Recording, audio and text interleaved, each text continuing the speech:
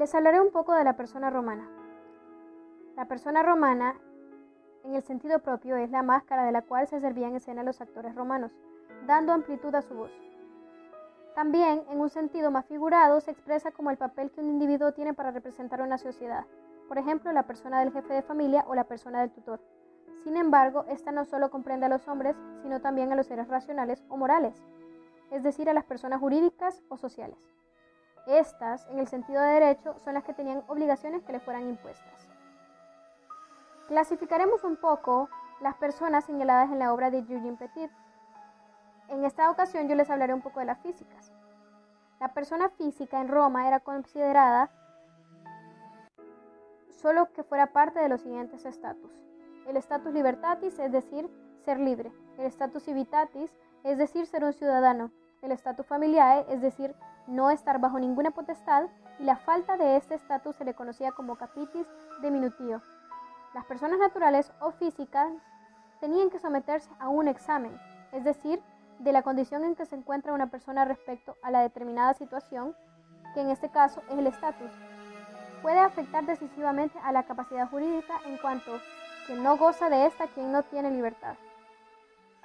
Status libertatis, es decir, hombres libres. Aquellos que gozan de libertad, esto es, de natural facultad de hacer lo que se le plazca, salvo si algo se prohíbe por la fuerza o la ley jurídica. En Roma los hombres se dividían en libres y esclavos. Los libres solo tenían capacidad jurídica y el esclavo era la persona de la que la norma no permitía ser libres. Esto solo cambiaba si se le declaraba institución de libertad. La condición del esclavo era deprimente, ya que si nacía de una mujer esclava no se le otorgaba esa libertad. Este también era considerado como una cosa o una res mancipi. Sin embargo, se le conoce natural humana, por lo que goza de algunos derechos religiosos. Este no puede contraer matrimonio entre esclavos, de ahí que no pueden tener familia, está excluido del derecho patrimonial, no pueden ser propietarios, ni acreedores, ni deudores, ni compadecer en juicio. Si éste, abandonado por su patrón, no obtiene la libertad, por lo cual es considerado como un servus, sin el dominio. Por los daños infringidos al esclavo, su patrón actuaría como lo haría en relación de cualquier otra cosa. La extinción del esclavo por ley o por muerte del esclavo, por voluntad del patrón. El ius civile reconoce una causa de extinción de la esclavitud por voluntad del patrón. Los efectos de este acto son que el esclavo obtiene la libertad y la ciudadanía. Las formas en las que se llevaba a cabo era de acuerdo con el ius civile. Ante el magistrado y las partes del patrón y el esclavo, un ciudadano que se desempeña la función de actor, entre otras cosas. Los libertinos o libertos son jurídicamente capaces y que no gozan de igual condición de los que nacieron y siempre han vivido libres, los ingenuos. Se le priva de derechos públicos, acceso a las magistraturas y al Senado, y derechos privados. No pueden tampoco contraer matrimonio con ingenui, condición limitada posteriormente solo para ingenuos.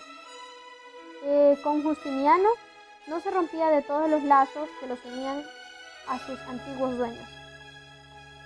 El derecho del patrón sobre el liberto. Su origen esclavo hace que el liberto esté sometido al patronato, es decir, al poder protector de este que lo dominaba, y así de los descendientes de este.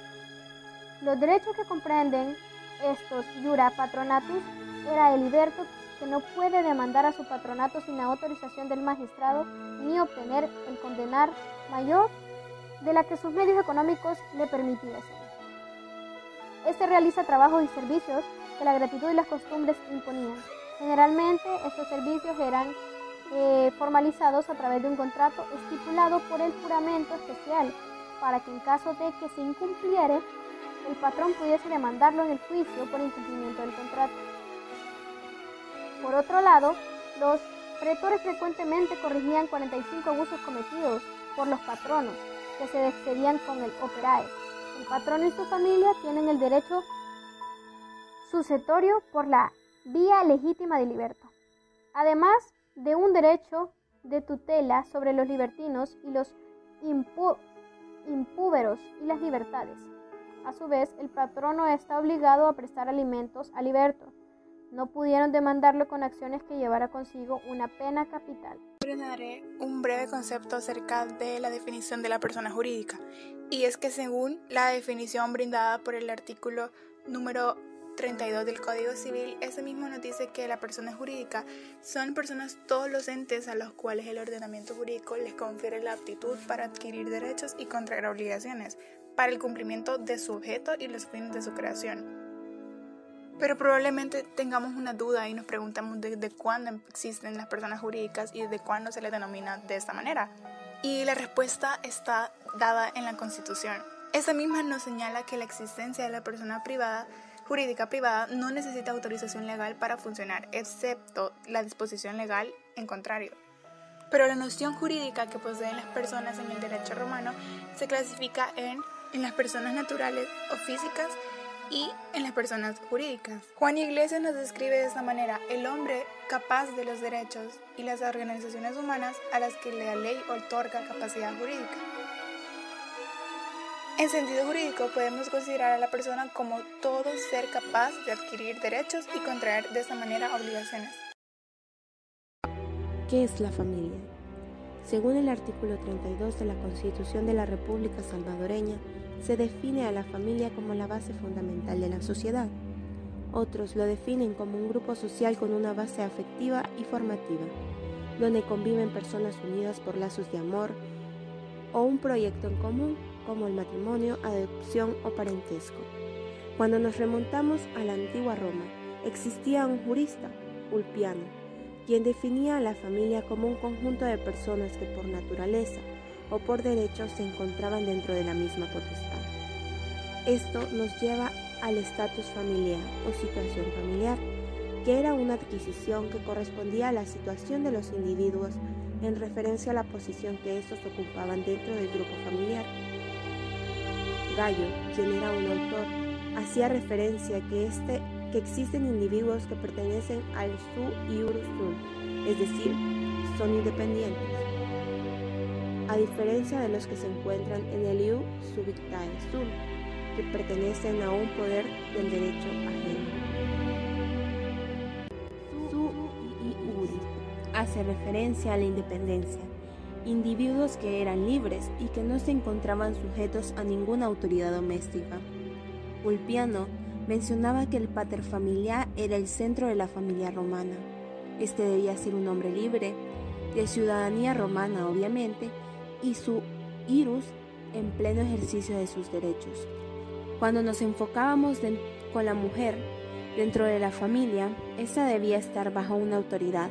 De no ser así, entraba en su iuris, pero esta no se le permitía acceder a la posición de paterfamiliar.